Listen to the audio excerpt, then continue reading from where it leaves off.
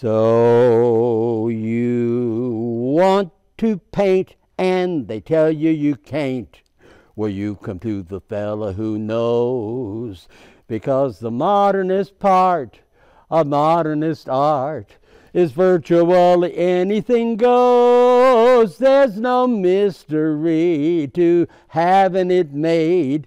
You flitter through art history and get paid and laid. You take art, tear it apart and put it back together again. Yes, you take art, tear it apart and put it back together again.